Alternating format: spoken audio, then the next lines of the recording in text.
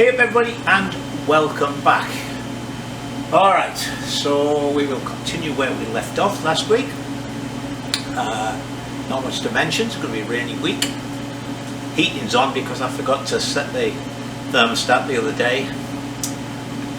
Okay, so some of you who've watched for a long time may remember that I used to have a dunce's hat, which occasionally I would put on. So obviously everybody and his dog spotted that I was slitting that cable stop in the wrong place, everybody except me.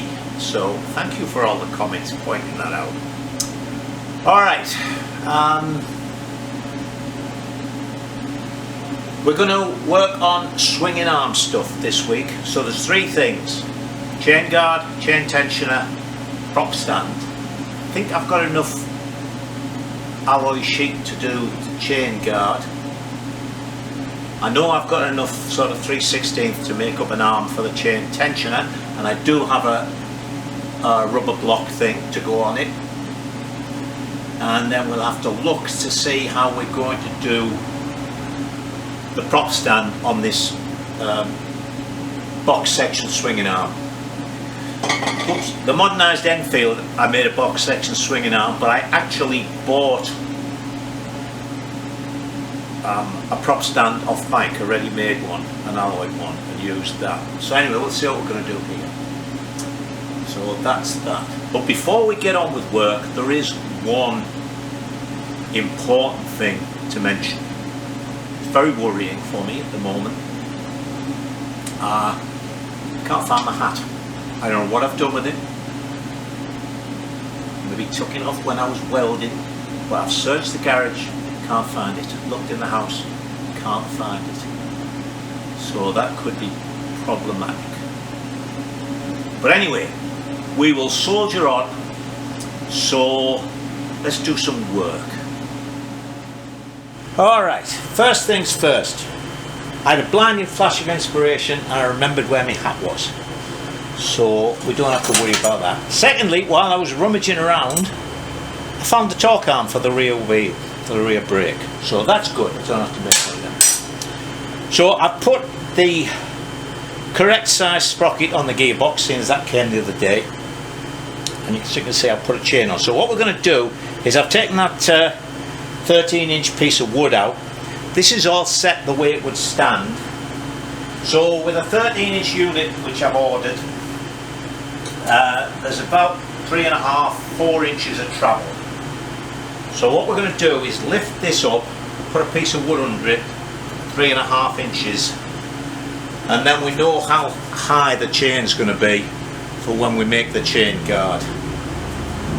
No more guessing, we'll actually make it so that it fits at full bounce. So I've got a piece of wood under there that's 3.5 inches high. Okay. So that's where it goes to, and also we can see how the chain is.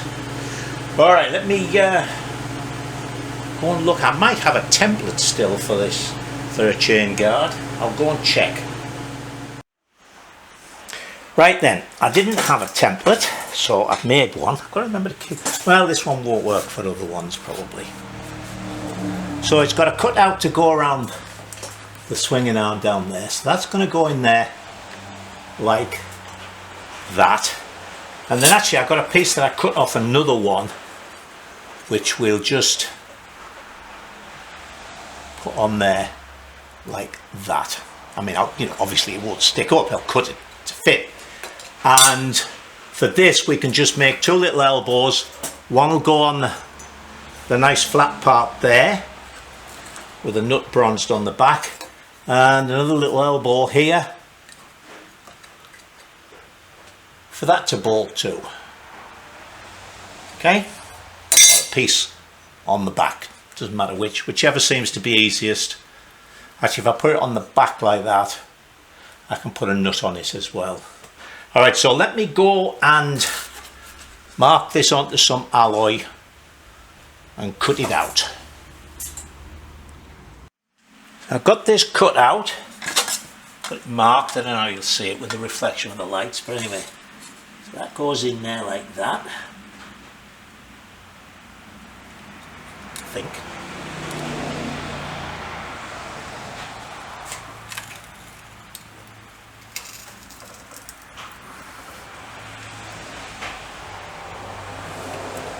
Goes in there like that.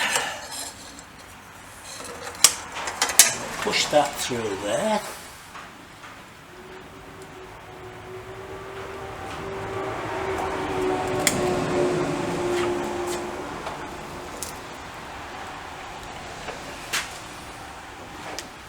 We actually got both folds into the machine. How about that? Now, of course, that is where we always had a problem. It suddenly struck me the other day.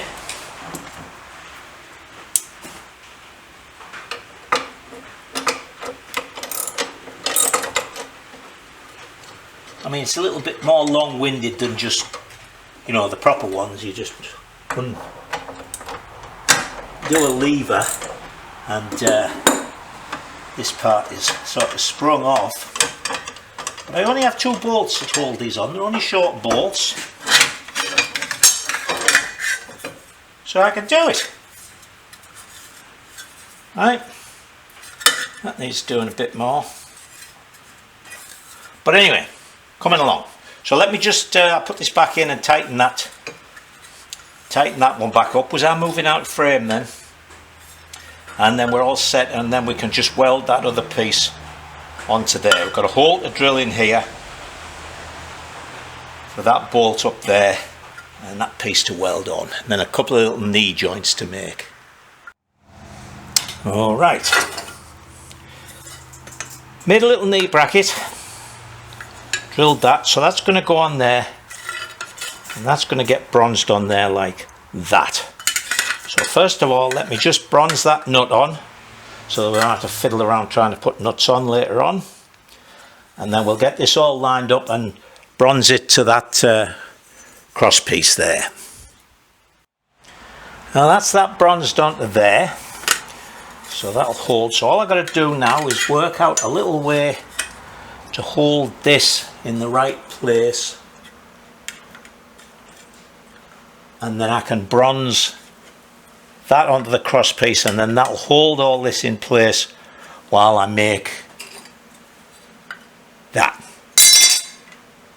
Alright.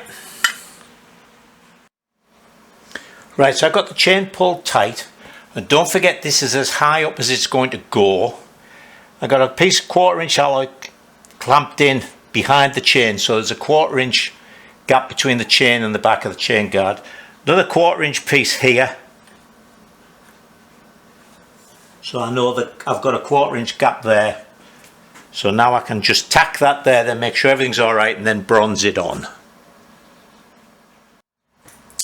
So that's on there. It's nice, bolted tight up to there. That's hitting the top. So we've got a nice gap, front and back. Nice gap at the top. So all I've got to do now is, let's see, put a little bend in this till it catches up to there, weld it on there, and put a similar little knee. Let's say I might just bronze a piece onto the back of that. That would be the easiest thing. A piece of flat. Alright, but before I do that, I've got to go and have my leftover curry. So I'll probably come back with a yellow moustache. So I will see you in an hour or so. So I've put a little tab on there. Just put it on the back, it's only a short one. And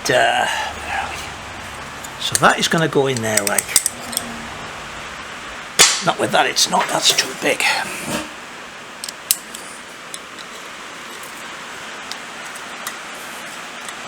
So it's going to go in there like that.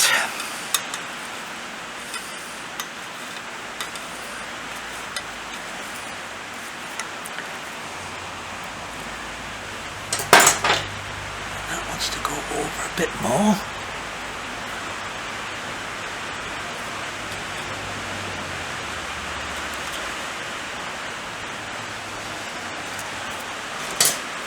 And we're going to cut that from there across to, where is it? There. So I'll cut that off and then we'll weld it on there. And there it is cut, and it just touches up there. We've got a little clamp on, so let me weld that up. Oh, keep fingers crossed, it's alloy. Let me have a go at welding it up. Well, that's not too bad. I'll let it cool down, take it off, I'll weld up the other side, and then we'll linish that out, or whatever the word is, and that, hang on, let me open you out. Looks half decent. I might cut it back into a curve just to match up. Looks a bit strange like that, just square. Okay, as I say, we've got to let it cool down now. Right, so there's that on. I amazed myself, I actually managed to get in there and put a nice bead of weld on the back. Although really, you know, I should have had perfect penetration, but I obviously didn't. Anyway, it's smoothed out. That'll all get polished up and look much nicer when it's all finished. Alright, I think now then we will look at the chain tensioner. Okay, so let me go and find the one I saw the other day. Right, so now I knew I had another one of these kicking around, so I found that. But also when I was rummaging around, I thought I'd look in the alloy scrap, see if I had a bit of 3/16, save cutting an odd shape out of a sheet. Found this, and it was in the scrap because one of these holes was broken and it was bent. So I filled the holes up and repaired it, and it's exactly the same design as the one I made for the Greaves, so we'll use that. Let me put the rubber on it, and we'll take some measurements from the inside of the swinging arm to how far over the chain is. It's a lot easier actually with flat sides to the swinging arm than it is when the swinging arm's round. You know, when it's round and you're putting something on, it can be, you put it on and you're never sure if you've got it right. It could be over like that or like that. But when it's flat, you put it on and you know you're right. So anyway, as I say, let me put the rubber on and then we'll see where this should go. Alright, I've done a lot of fiddling about, which I didn't show you, to make sure that I knew that this was going to go on there, alright? And then I made this.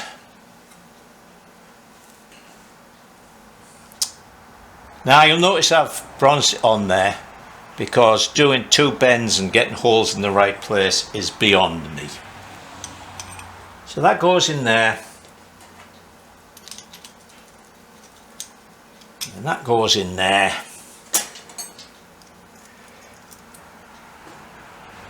And that gets put it onto there like that.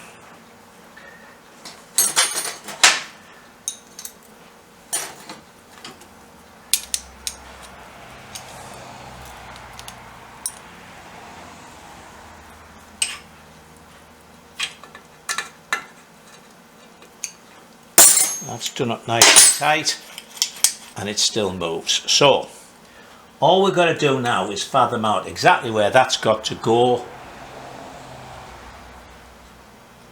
for that to be right. Okay, now as I say, fortunately, because I made these parallel, anywhere I put this along here is going to be right. So in other words, I can move that along and rather than have it flopping about, actually do that right on the edge. Where is it? Just in there like that. So I'll move that back there. I know it's got to be like that. Put a magnet on it or something Get it fixed up there somehow, and then we'll bronze that to there, and that's just nice. Look, we can put a spring to there maybe, or maybe not. I had one comment about don't use coil springs here. There are plenty of modern trials bikes actually that use coil springs. A spring's a spring's a spring. If it's a spring that has a 50-pound pull, doesn't matter whether it's a hairpin type spring or a coil spring or a torsion spring. If it's 50-pound in order to move it, it's 50-pound. Some of them work better in different places, but if all I need is a certain pull up here, it doesn't matter where I exert it, as long as I exert the right amount of pull. Alright, so I think we'll put it there. Looks about good. So as I say, let me just work out how I can get this in position. If I take that off, I can put a magnet to one side, and then we'll get it bronzed there, and everything will be good. Actually, change of plan. Because I've got the right sprocket on this end, I might as well cut this chain to the right length. So at the moment, it's got to go on like that to get us the right link to put the split link in. So let me just, I've moved this forward actually. So let me do that.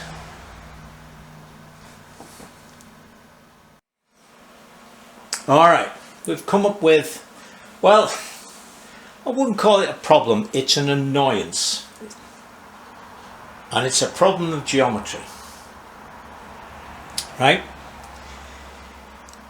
This is a heavy engine. I mean, it's not as heavy as some, but it's a heavy engine.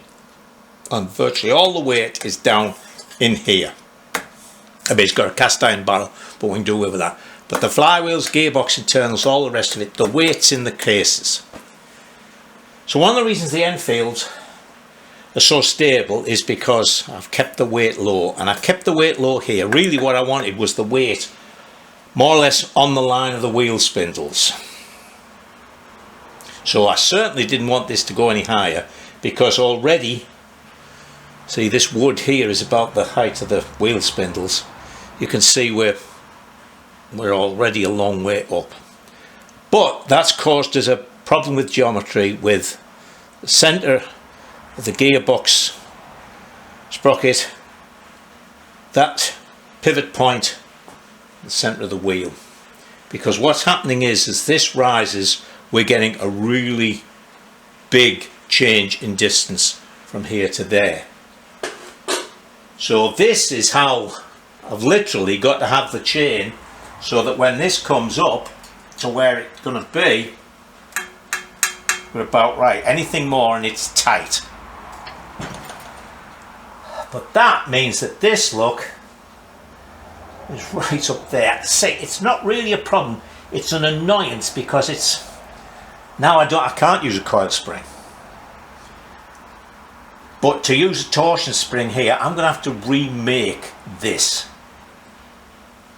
Because the torsion spring has got to go around the pivot with one arm of the torsion spring up there and one arm here, so that when this moves, the torsion spring does that. Well, it twists the coil of the spring. So I can buy a torsion spring.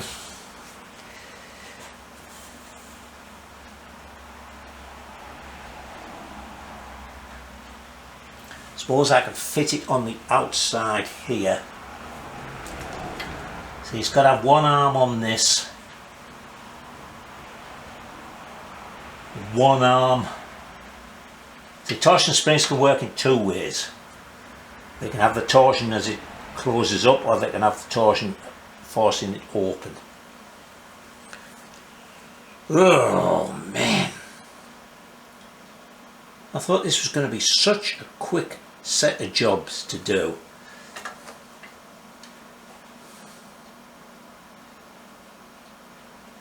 See, the reason I'm saying I can't use a coil spring is because there are going to be so few coils.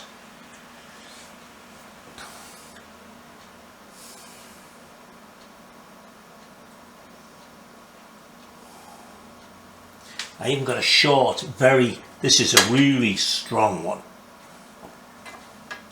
It's still too long to go there.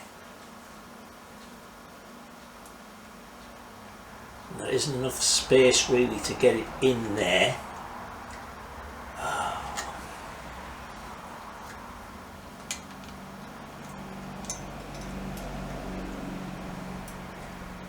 Actually, if I put it on that one and point it backwards a little bit, see, it's still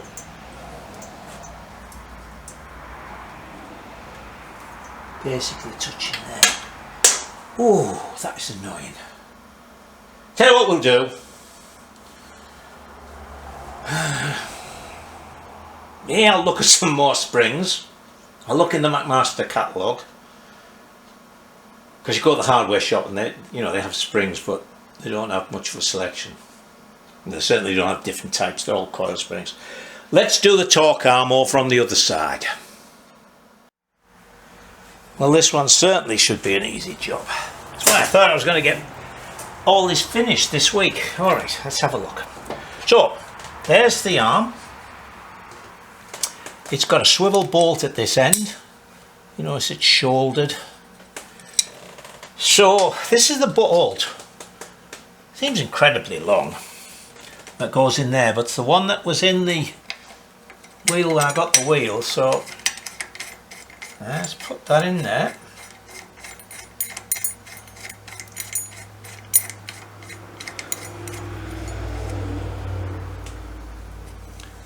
Swing that up there, like thusly.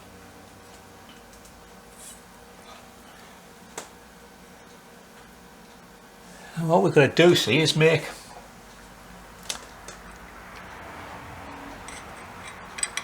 a little knee to go on there. Pop that in, and that's it. Bronze it on. So let me measure up. We'll get a piece of the 1 inch by 1/8 flat. That's nice and easy. Drill, of course that will be a metric sized hole, but got lots of drills. I'm sure we can find one the right size for that.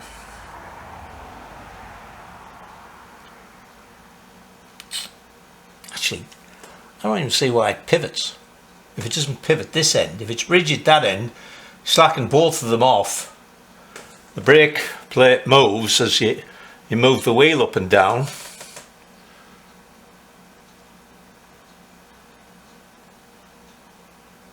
And the brake plate isn't going to move while you're putting the brakes on, is it? You may have noticed I've just put a rod through here. I put that in so that I know I'm somewhere in the region of where I want to be.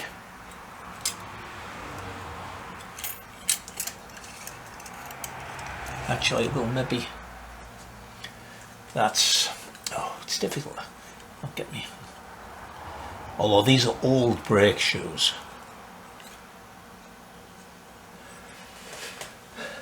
And that's splined, but that gives us a rough idea where we want to be. Okay, let me bend a little bit of flat, and we'll see about putting that on there. Well, I've found one thing already. Actually, I found, oh yeah, this had been drilled and tapped to 1/4 inch fine.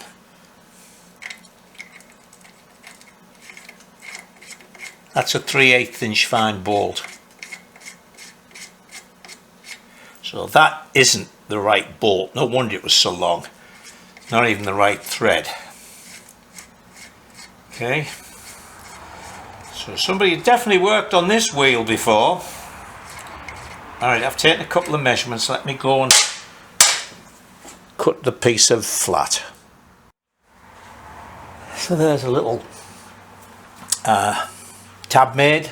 So we'll bronze it here, bronze it at the back, and everything. That will be amply strong enough. So let me get that bronzed up on the front. So there's that on there. I don't know if you'll be able to see it all if I zoom you out. Oh yeah. So that's fine like that. Now I've spoken to my friend Mike this morning to ask him if he has one of those. I think they come off a Scorpa, the prop stand, because the prop stand is actually they were bolted onto the bike. So the prop stand has a plate. The plate's even got the spring mount on it, so it's a complete unit. It just goes straight on the swinging arm. And I'm pretty sure, I thought I got one of these off Mike before, and I just modified it to bronze it on because it was going on a round tube, I think. But I might be able to just put it straight on. Oh, that's warm. If it's the same, if it does drill onto the side, I can drill through here, put some sleeves in and bronze them so that we don't reduce the strength at all, and everything will be fine. So anyway, I suppose we've got to start looking at that blooming chain tensioner again. Good morning. Right, so I had a couple of thoughts about how I could do this chain tensioner. One a little more quicker and easier than the other. So both of them actually have a similar idea. What I've done is I made a sort of extended nut, turned it up to go on there, and put this spring I had on here. If you're wondering what the bit of tube's for, it's just one of those situations, you know. Hose clips, they were either too short to go all the way around or too long to take up, so that's all there is. So this is one method of doing it. The other method I thought of was here, if I use a torsion spring. And actually, not very often I'm right, but I might have been wrong the other day when I was talking to you, and I said that a torsion spring can work either by squishing or by going like that. They only work by squishing, don't they? By making the coil smaller. Anyway, what does it matter? Was here where I have this 3/8 bolt that's turned down to a quarter further there so it doesn't pinch up. I could make another one of these which was longer and had a piece of that 1/2 inch tube around it, and then I could put the spring on that. One arm here, and then the other arm I get down to go onto that, or make a little, drill it and put a little piece sticking out, whichever. So I could do that without too much work, certainly without having to remake all this. But anyway, as I say, this was quick and easy, so we're going to try this. So as you can see, it's nicely tensioned at the moment with this spring. We would put a mount here for it. So can I lift this up and still be able to see what's what? Hang on, I'm going to move you. There, now I can get at the wheel. Actually, it's awkward because it's quite a lean over and this is heavy.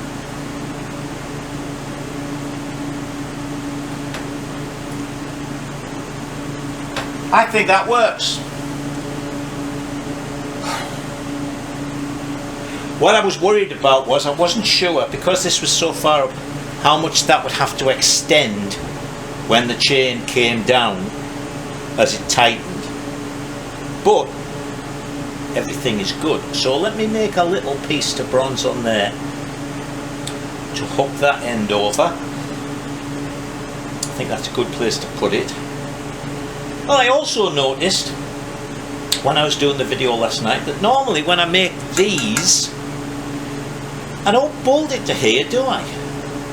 I actually have a piece, like a piece welded onto the other side, so that the bolt and that spacing piece goes right through this mount and screws into the back of that.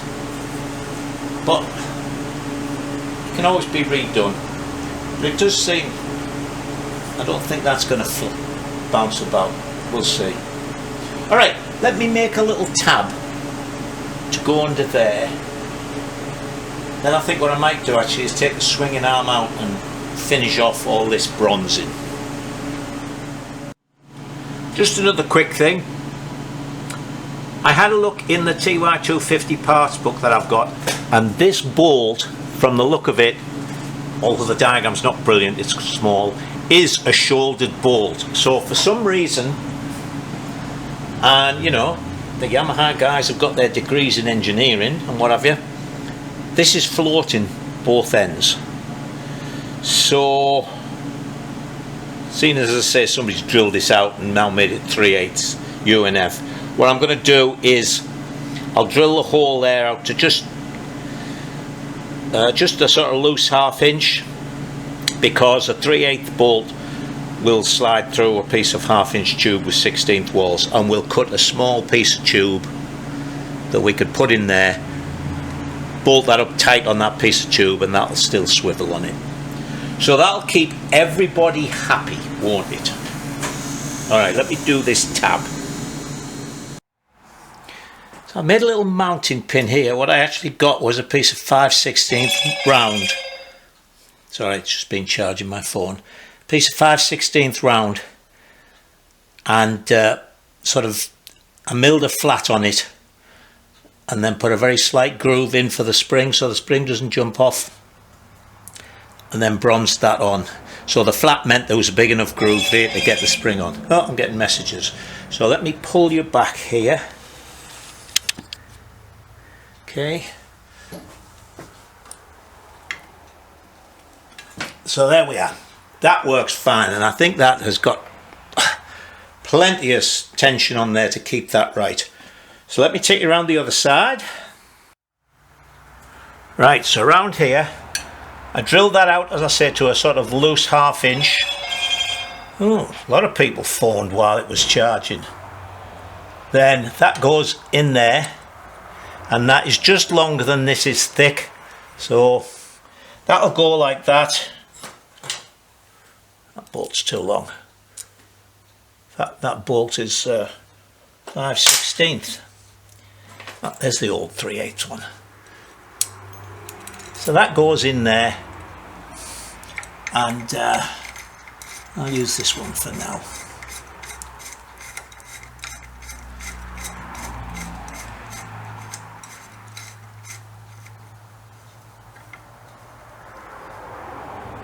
So I can do that up tight, and that's still loose, and then we'll put, let me pull you back. Yep, you can see everything. And that goes there. And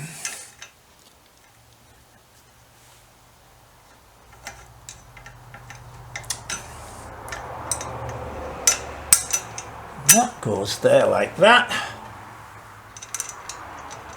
Goes there.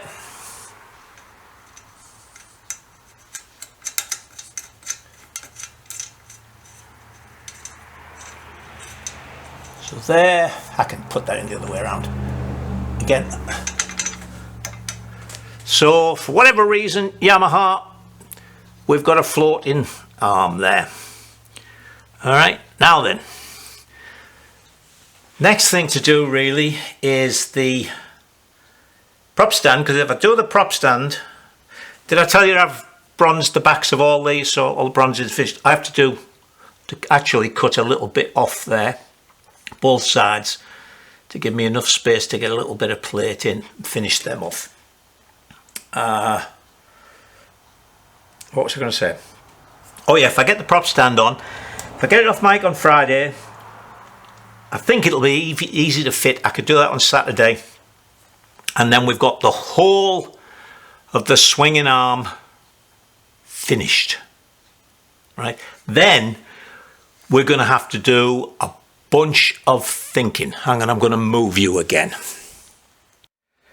So here's where we've got to do our thinking.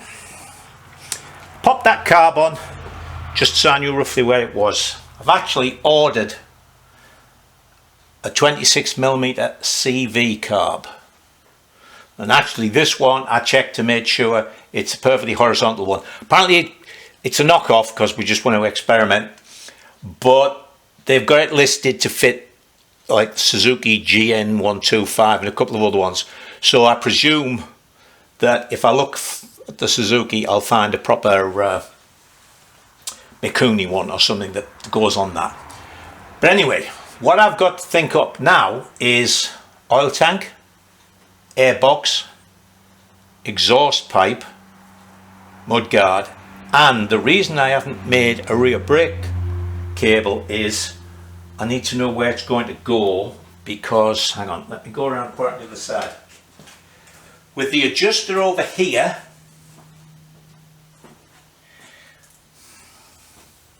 and what have you, it's quite tall. Let me check you can see that.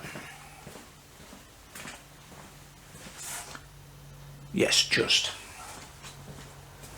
I'll say it's quite tall in there, and we want a nice curve, so probably be a nice enough curve under an oil tank. In fact, we can even have it coming forward like that. But I noticed when I was just fiddling around that the curve here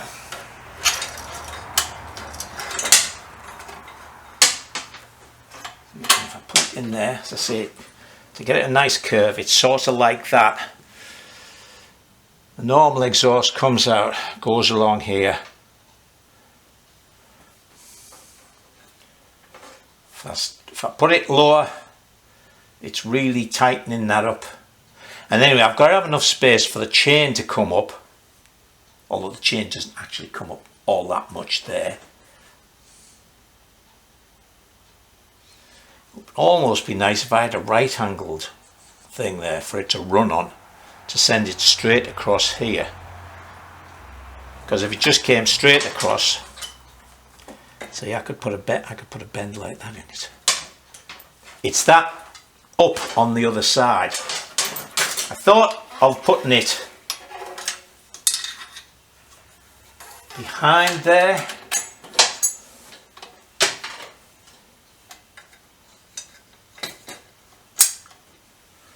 Like thus, but we're still right where I want to put the silencer. See, because it's going to come, hang on, I think I need to move you around a little bit, don't I? Yeah. See, it's still coming where I want the silencer to be. I want the silencer in here, somewhere.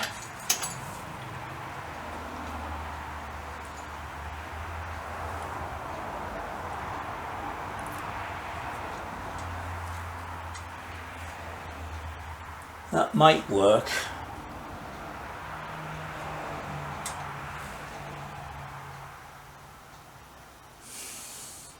But anyway, as I say, we're going to leave that literally till last, when we've got... I noticed on that photographs that Charlie Prescott sent me of that C15 inner greaves, I've got to look at them again actually to see how high he had the engine. He used, I think, a Tiger Cub oil tank, and that actually fits in there. Not back here where I would normally be trying to squeeze them in. So, I think the CV carb, of course, isn't a flange fitting, it's a stub fitting. So we'll have to make up a mounting for here, and I can angle that slightly. See, that's pointed out that way. Actually, the very first B25 I modified, I used an oil and frame, as you've seen over the years, and I had a B40 engine that I was planning to put in it,